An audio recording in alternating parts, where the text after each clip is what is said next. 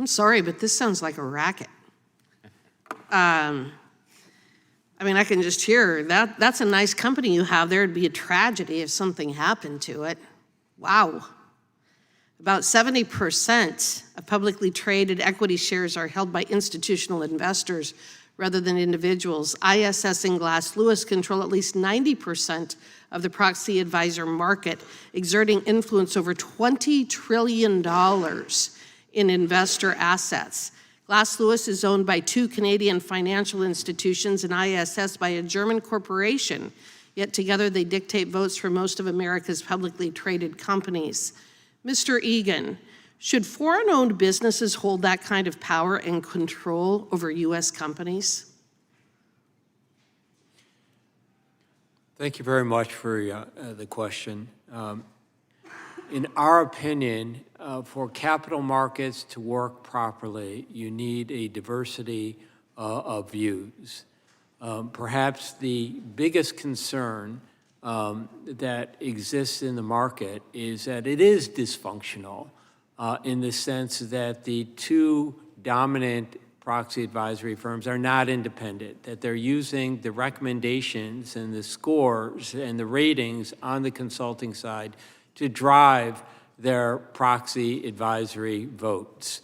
If they charge nothing for their proxy advisory services and basically using a monopoly on one area, that is with the platforms, to extend to the other area, they would be just fine. So there's relatively little competition because there's blockage, and those 4 items that I had mentioned really should be examined to keep the markets competitive.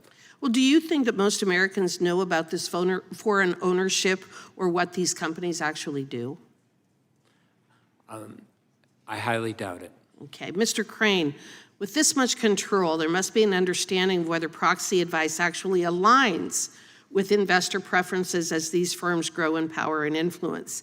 In your experience in working with U.S. manufacturers, have these ideology-driven directives based in climate change policies, the DEI agenda, ESG policies, and more strengthened their competitiveness or added unnecessary costs and constraints? Thank you for that question, Congresswoman, excuse me. I think that the key thing to remember here is that the proxy advisory firms don't have a fiduciary duty to the underlying Main Street investors who are saving for a secure retirement via these larger institutional investors. So when they're making these voting recommendations and casting investors' votes through their robo-voting services on their behalf, they have no underlying obligation to those everyday Americans, whether that's on everyday corporate governance topics or on some of the ESG matters that you've described. They have their own set of beliefs about how corporate America should be run, and they don't have any obligation to align those beliefs with the financial needs of everyday Americans saving for retirement in the public market. Well, in listening to the testimony from the 4 of you, that is the thing that struck me the most, is that this seems to be a fundamental violation of these companies' fiduciary responsibilities to maximize profits for their shareholders. Do you agree with that, Mr. Crane? I do, and that's a question that's been raised at the SEC, in fact, of whether and to what extent the institutional investors who blindly follow these proxy firm recommendations or indeed allow votes to be robo-vote without even reviewing what the proxy firms are suggesting, whether and to what extent they're complying with their fiduciary obligations as managing assets on behalf of everyday Americans saving for retirement. Mr. Griffin, I'd like to turn to you.